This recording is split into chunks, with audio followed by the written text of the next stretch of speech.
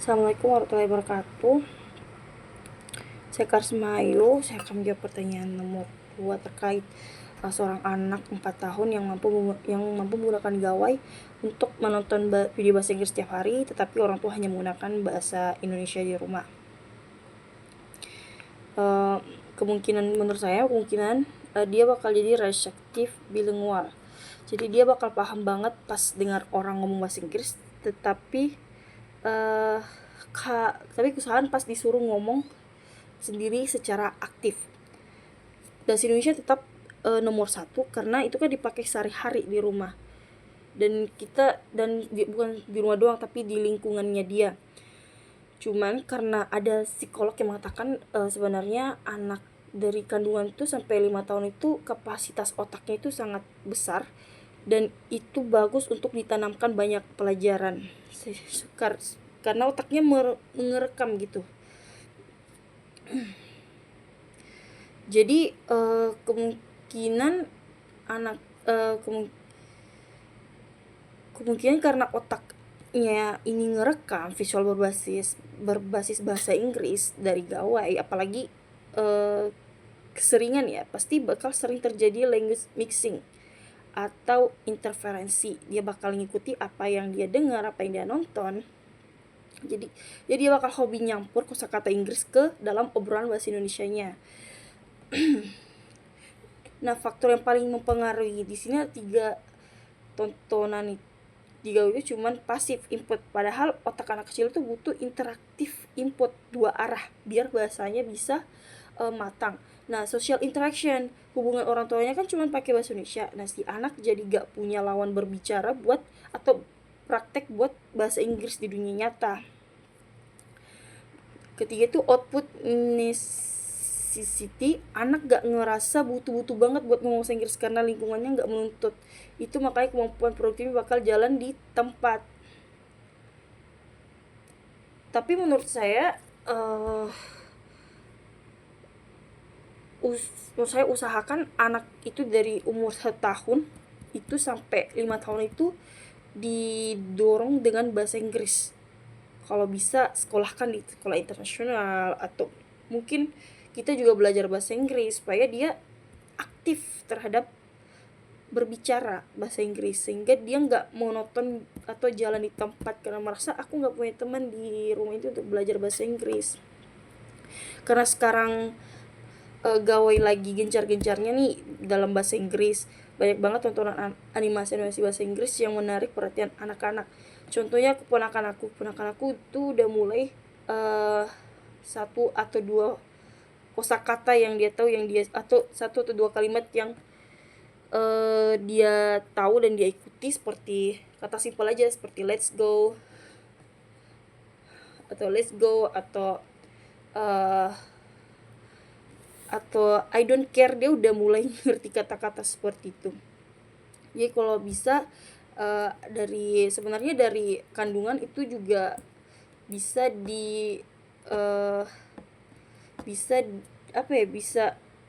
dilatih gitu sebenarnya, karena kita lihat contoh satu kasus Mumtaz Halilintar itu kan dia dari lahir, kata orang tua itu kan dari lahir dia selalu diajak berbahasa Inggris, sehingga pas dia lahir dia bisa bahasa Inggris, terus lingkungannya juga berbahasa Inggris, terus lingkungan di rumahnya itu orang tuanya juga berbahasa Inggris, karena memang tujuan orang tuanya itu supaya anaknya bisa berbahasa Inggris, sehingga pas umur 9 tahun anaknya agak mulai belajar bahasa Indonesia, jadi bahasa Inggris itu bahasa pertama dia. Jadi gitu. Lanjut ke nomor 4.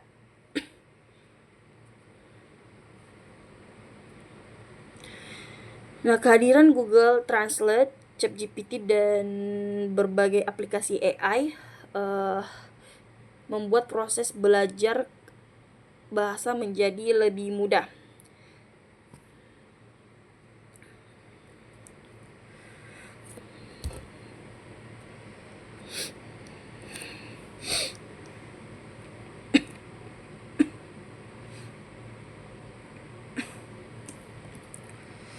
Kalau dari sudut psikolinguistik, teknologi kayak ChatGPT atau Google Translate itu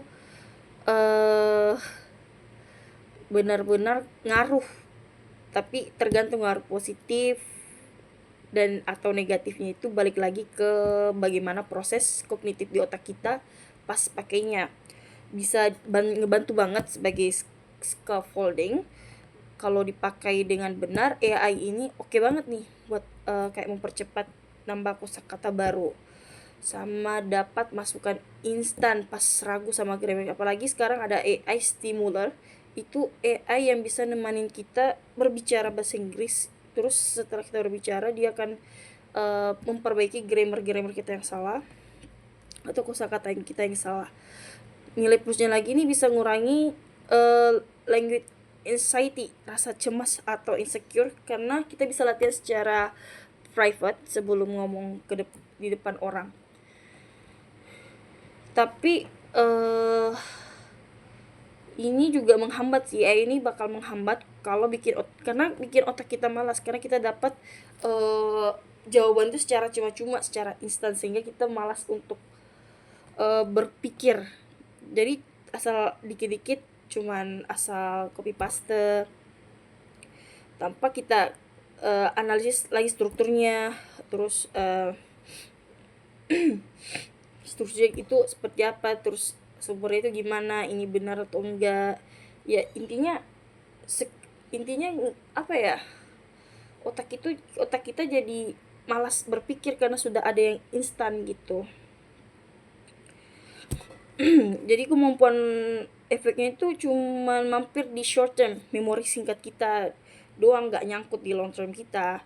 Kemampuan kemampuan asli kita malah nggak berkembang karena ada yang instan, ada yang cepat karena tapi di satu sisi itu ngebantu banget, apalagi kalau memperbaiki. Misalnya kita punya ide nih, cuma kita bingung nih cara ngungkapin yang benar tuh gimana. Jadi kita mungkin kalau saya sendiri, saya biasa ide saya terus saya bilang perbaiki kalimat-kalimat ini supaya terdengar lebih bagus lagi. Tergantung bagaimana cara kita memakainya sih kalau AI ya. Nomor 6. Kita lanjut nomor 6. Ada pendapat bahwa anak-anak lebih mudah belajar dibanding orang dewasa.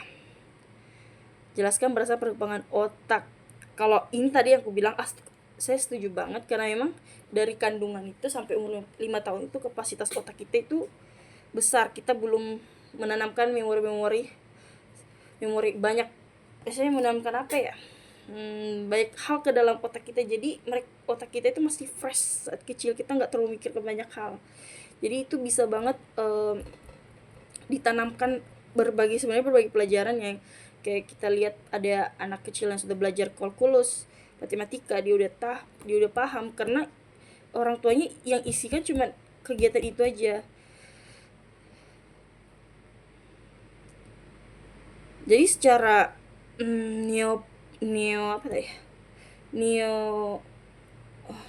neuropsikolinguistik, kenapa anak-anak itu kayak spons tau gak, spons yang pakai mencuci piring, yang gampang banget nyerap bahasa dibanding orang dewasa. Nah, otak anak itu punya brain plasticity yang tinggi banget. Istilahnya jalur saraf mereka tuh kayak masih lentur, yang seperti aku bilang, masih fleksibel, masih luas. Jadi buat nerima bahasa secara alami itu tanpa beban kognitif itu, nah itu bagus banget. Masa keemasannya itu biasanya, jadi masa-masa dari kandungan sampai umur 5 tahun itu masa-masa keemasan kalau menurut saya. Itu bagus banget buat nanam banyak hal di anak-anak, apalagi yang positif ya. Kalau negatif gak usah deh. Positif seperti bahasa Inggris atau matematika, yang karena mereka gampang banget nyerap dibanding kita.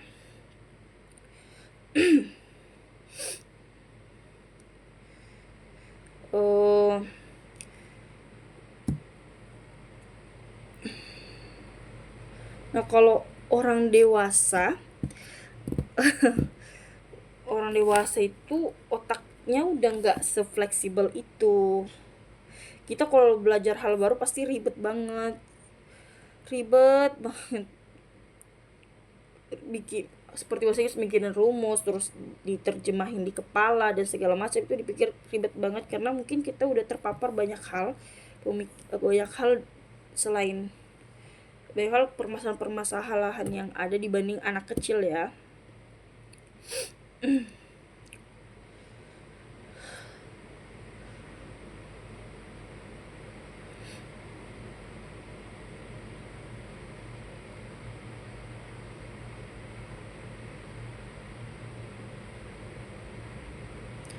Apalagi kita belajar bahasa Inggris pas udah gede belajarnya, itu butuh usaha yang keras, makanya kebanyakan dari kita butuh banyak waktu untuk bisa dapat uh, kefasihan, terutama di bagian action dan pronunciation. Itu susah banget karena otak kita itu udah mulai masuk di apa ya, masuk di era kelemutan ya. Terus apapun yang kita hafalin, misalnya apa kita pelajari tuh masuknya di short term, jadi kita harus ngulang-ngulang terus supaya dia masuk di long term, memori panjang.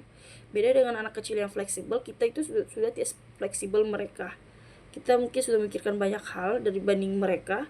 Makanya saya bilang untuk mengajari anak-anak itu bagusnya dari kandungan sampai umur 5 tahun, itu waktu paling bagus untuk menanamkan banyak hal. Seperti bahasa Inggris itu bagus banget, atau bahasa yang lain terserah. Jadi menurut saya dari umur segitu itu keemasan bagi orang tua untuk menanamkan banyak hal kepada anak-anak.